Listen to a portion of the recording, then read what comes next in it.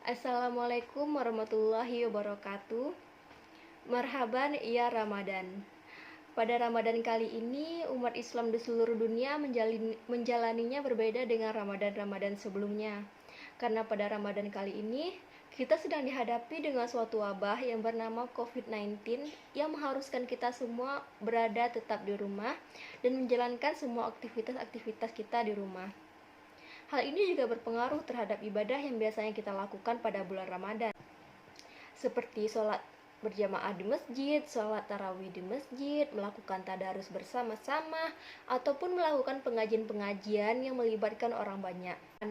Namun, umat Islam harus tetap sabar menjalani ujian ini sebagaimana Allah berfirman, "Tidak ada suatu musibah pun yang menimpa seseorang kecuali dengan izin Allah, dan barang siapa yang beriman kepada Allah, niscaya dia akan diberi petunjuk kepada hatinya, dan Allah Maha mengetahui segala sesuatu."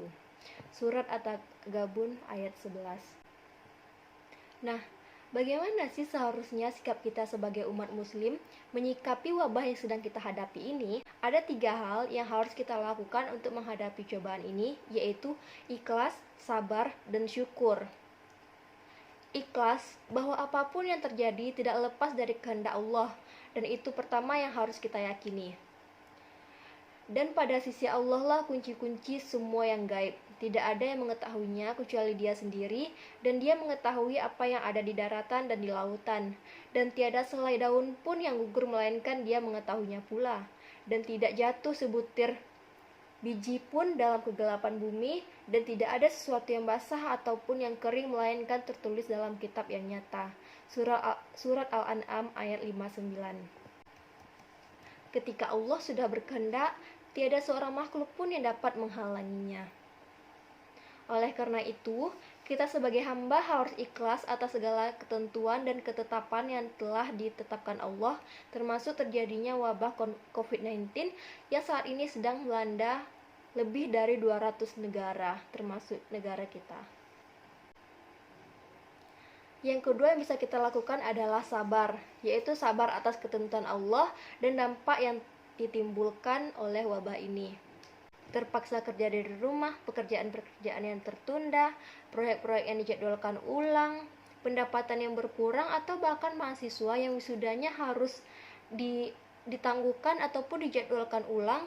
Kita harus tetap sabar menghadapinya karena semua ini adalah ketetapan yang telah ditetapkan oleh Allah Subhanahu wa taala. Sabar bukan berarti hanya pasrah, melainkan ikhtiar. Walaupun harus bekerja dari rumah, kita harus tetap memberikan kinerja terbaik kita bagi perusahaan, karena bekerja sebaik mungkin itu merupakan bagian dari ibadah.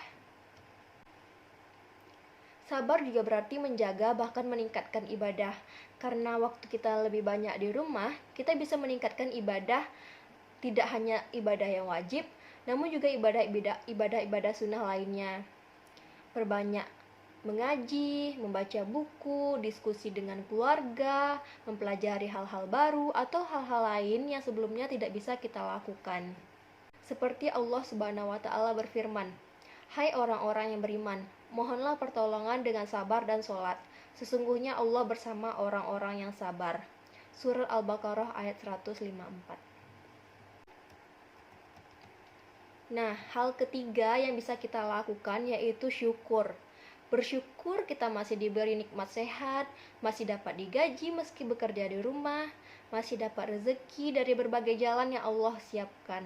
Sementara di luar sana masih banyak saudara-saudara kita yang lebih kurang beruntung daripada kita.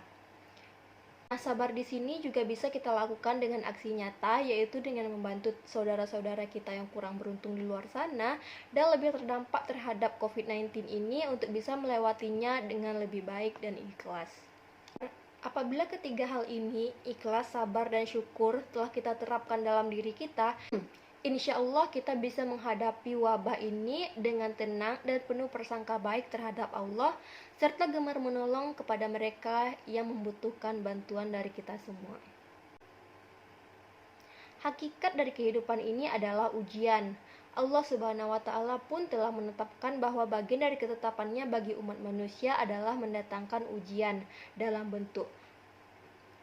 berbagai bentuk, mulai dari ketakutan, kekurangan, dan penceklik.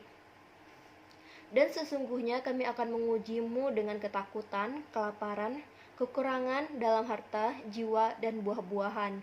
Dan berilah kabar gembira kepada orang-orang yang bersabar. Surat Al-Baqarah ayat 155. Allah sudah memberikan kepastian yang membahagiakan kepada hamba-hambanya yang bersabar. Dan sampaikanlah berita gembira kepada orang-orang yang sabar, yaitu orang-orang yang apabila ditimpa musibah, mereka mengucapkan, sesungguhnya kami adalah milik Allah dan hanya kepadanya lah kami kembali.